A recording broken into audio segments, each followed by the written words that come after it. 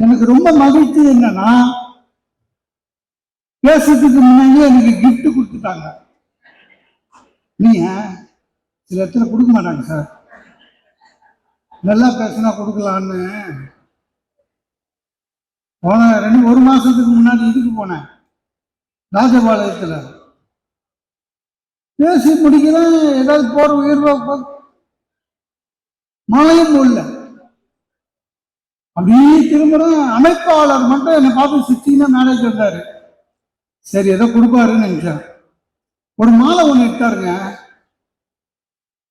ஐயாவுக்கு இந்த கருங்காலி மாலையை அணிவிக்கிறேன்னு ஆரம்பிச்சுட்டான். எனக்கு அது இன்னும் தெரியாது.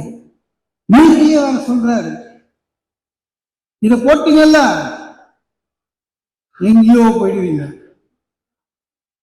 குளிக்கும் போது கூட கழட்டாதீங்கன்ட்டான்.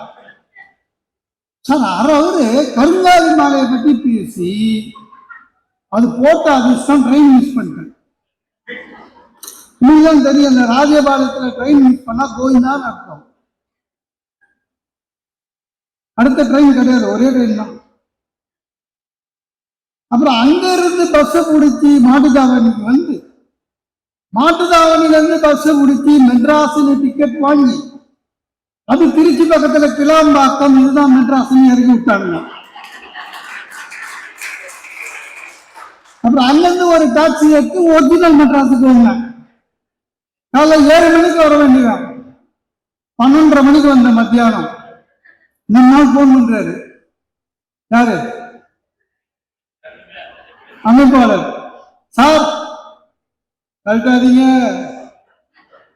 எங்கேயோ போயிடுவீங்க. நான் சொன்னேன் எங்கேயோ போயிட்டு வந்துடுறேன்டா.